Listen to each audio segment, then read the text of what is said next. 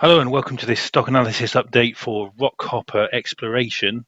Please remember I'm just doing this for fun. Speak to a financial advisor before making any investment decisions. So if you go back on my channel, you'll see that I've actually done many hours of content on Rockhopper. So go take a look at that if you've not already seen it. This, however, is just going to be an update video because last week Rockhopper came out with their final results. And then today we had this absolutely bombshell RNS regarding the Abrima Mayor legal case with the Italian government, which sent the share price down 9%. So starting with the full year results for 2024, and there is some positive news here in that they say that they've got the lead technical and lending bank mandate signed, and they have the financing plan all together, including senior bank debt.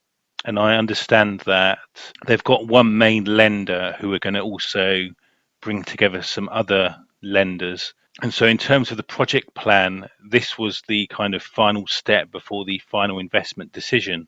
They do say, though, that to allow for due diligence, they've now pushed back the timing for the FID to the second half of 2025.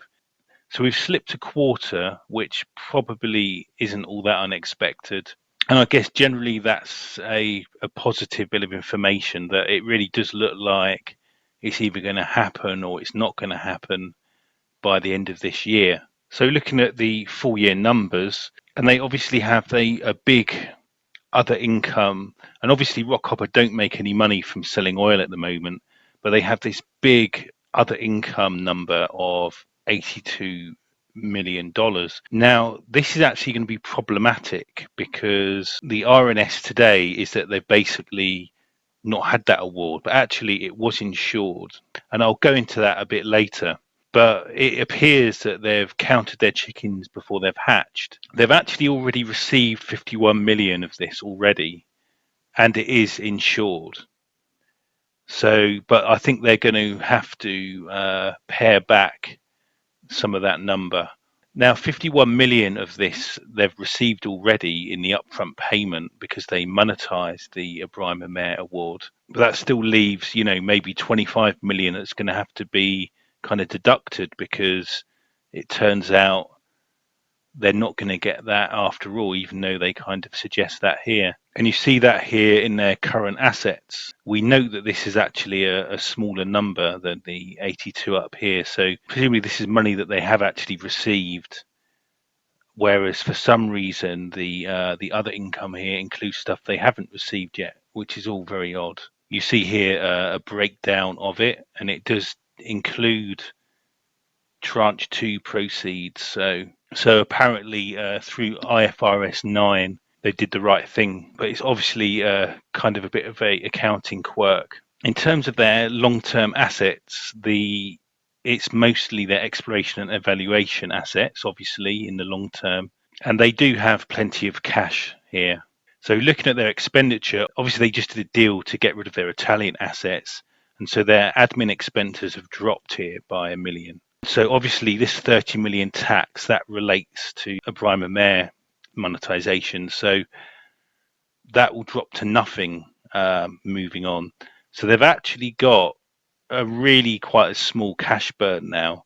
So I think the 20 million in the bank plus I think this 62 million is probably in US dollars is probably what they're going to get from the actual insured portion of the Abrima Mayor situation. Even if it wasn't, I think they've got cash to last them until the final investment decision.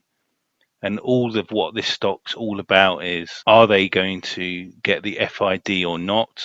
And so generally, despite the complexities around the Abrima Mayor, I still think they've got plenty of cash to last until the FID. Unfortunately, on going through the numbers, however, there is something which I've mentioned in previous videos, which has reared its ugly head again, and that I need to highlight.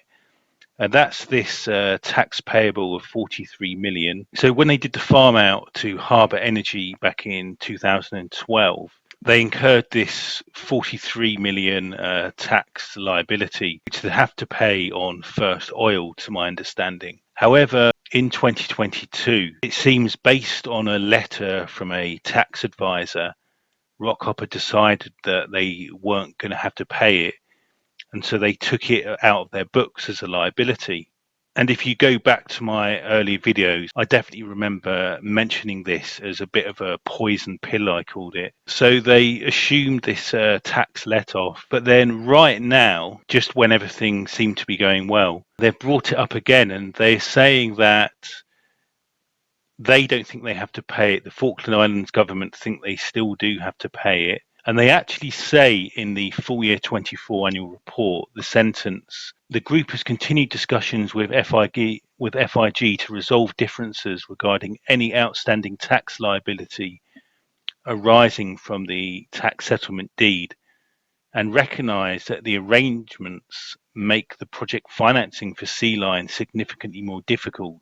They then say the level of uncertainty regarding the potential tax liability has increased, and so now they've decided to recognise the liability again, using what they've called a probability weighting approach. So rather than put in the full 43 million, which the FIG think they owe, they've kind of said, well, there's only a 50% chance of that we actually owe it, and so they've recognised it as a 22 million tax payable. This fragment here, arrangements make the project financing for Sea Line more difficult. Any experts there, let me know if you think this means the very existence of this tax liability is making it difficult to fund Sea Line, or whether they're saying that not having it itemized makes it difficult, and so by recognizing half of it now, that's going to be removing this difficulty in project financing. Any experts, please do comment on that. I'd really appreciate it. My assumption is that this isn't going to be a showstopper. For anyone looking at Rockhopper, please do make sure that you take note of this, because it kind of, it does look like a bit of a yellow flag to me as a layperson to see tax payable disappear and then come back in again. And then this wording here. So be aware, it's kind of probably okay, but be very aware of that as a potential hazard. Having said that, and being aware of that, my general opinion on looking at the accounts for 2024 is that importantly, they seem to have plenty of money to last until the FID by the end of the year. So now for the arbitration outcome, RNS, and scandalously, it seems that Italy have succeeded in getting the award annulled. When it comes to hydrocarbons, it seems that governments are able to kind of break international law. So obviously that's a bit of a shock, and it's created a 9% drop. But actually, when you look into it, they could have made an extra 80 million or whatever. So they'd monetized the award. They wouldn't get the full 190 million. Whatever, 80 million or whatever, 100 million. There could have been a lot that would have been really handy. However, you've got to give massive credit to the Rockhopper directors for having monetized the award and then insured it. So this does mean they've already received, I believe, 51 million in converted to US dollars, which is obviously going to help them. Plus, they've received some money, I believe, from the Zodiac sale. So they've got plenty of cash to last till the FID decision, even if they're not going to be as flush with cash as we thought. So at the end of the day, an excellent achievement by the directors of Rockhopper to have monetized the award and insured it. Well done to them. And so I just think I look at this 9% drop really as a repricing more than anything else. I don't think that that news item is going to influence the share price moving forward, because all of what Rockhopper are about are whether or not they're going to get this final investment decision or not by the end of the year. If they do, it's going to go up like a rocket ship. If they don't, the price is going to crash. Now, those of you who watched my previous video will know that I actually sold half my Rockhopper a couple of months ago.